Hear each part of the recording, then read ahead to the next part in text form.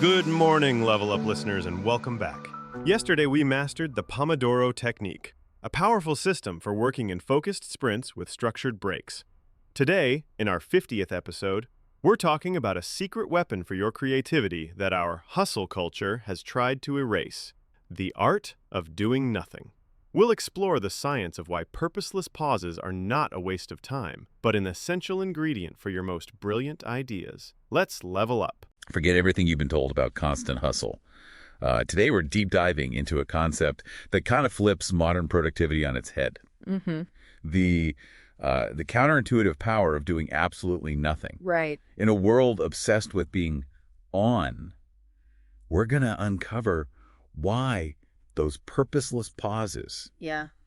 the daydreaming, staring out a window, just letting your mind wander. Yeah, those moments. Why they aren't a waste of time. They are actually your brain's secret superpower for unlocking creativity, breakthrough ideas. This deep dive is really about finding the freedom to just be still. And, if you've ever felt that nagging productivity guilt, that uncomfortable feeling that you should always be doing something, even when resting well, you're definitely not alone. Oh, absolutely. Our culture pretty much demands that even our breaks are somehow productive. Mm-hmm. We're constantly taking in mental input, right? Yeah. Checking emails, scrolling, inspirational content, or even listening to educational deep dives like this one. Guilty as charged. And while all that has value, this constant input, it prevents our brains from simply being, it's a trap, really. It robs our cognitive system of essential unhurried functions. I hear you on that productivity guilt. It's so ingrained, isn't it? But for so many of us, downtime feels fundamentally wrong. Yeah. How do we even start reprogramming that when society's always telling us every minute has to count? Well, it's a huge challenge. This relentless belief that every moment must be optimized, it leads straight to that guilt. We see any idle moment as laziness, maybe, falling behind. Yeah. But the paradox is, by filling every single empty moment, we are actively stopping these crucial brain functions, the ones needed for true creativity, for deep problem solving, and honestly, for genuine self-awareness. There's a real cognitive cost to being constantly on. Okay, so we're sort of trapped in this cycle of constant doing. But the really interesting part, the real deep dive, starts when we ask, what's actually going on in your brain when you stop doing all that stuff? Right. For ages, we just assumed the brain kind of powered down when you were, staring off into space. I always wondered why that quiet contemplation felt so powerful, though. Well, what's fascinating here is the scientific discovery of the default mode network, the DMN. Ah, the DMN, okay. Think of it as your brain's imagination network. This system gets really active when you're daydreaming, letting your mind wander, reflecting on the past, even thinking about the future. Okay. It's totally different from your executive attention network that's the one for deep, focused concentration. Imagine zooming in on one pixel versus seeing the whole painting. Got it. The DMN makes these new, unexpected connections. It's pretty much the neurological home of creativity.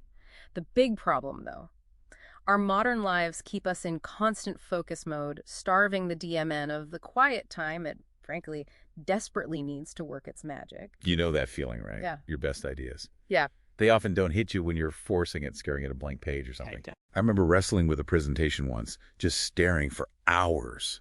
Nothing. Walked away, made a coffee, and boom, the whole structure just sort of landed in my head. Right. They pop up in the shower, maybe on a long drive, or just as you're drifting off to sleep. Right. That's a DMN, right? Feels almost like magic. It does feel like magic, but there's science behind it. If we connect this to the bigger picture, it's the concept of creative incubation. Incubation, okay.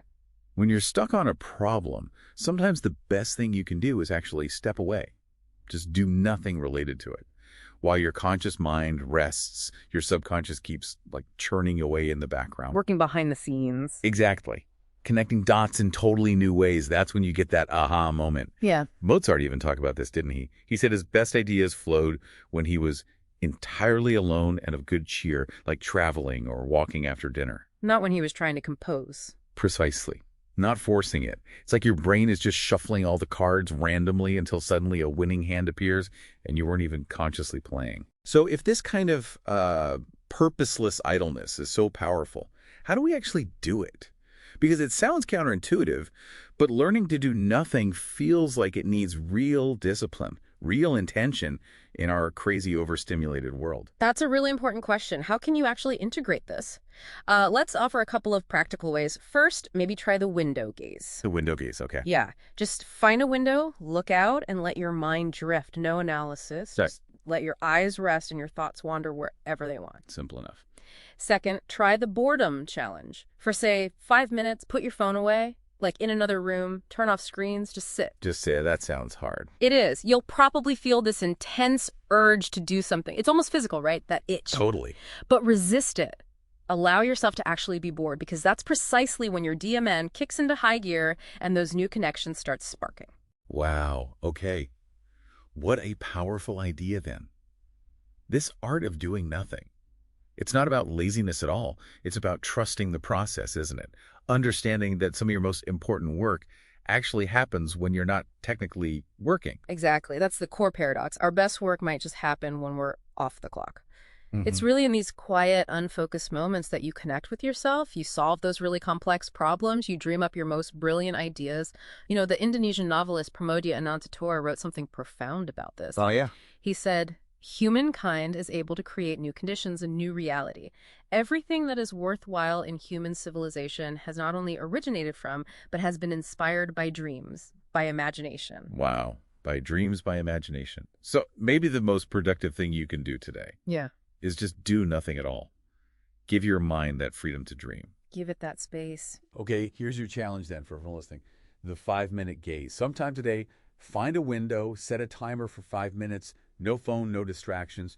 Just look out of it. See what happens when you give your mind that little bit of freedom to just wander, to dream. Thank you for joining us on Level Up. Tomorrow, we'll talk about super short break ideas that can refresh your mind in the midst of busyness.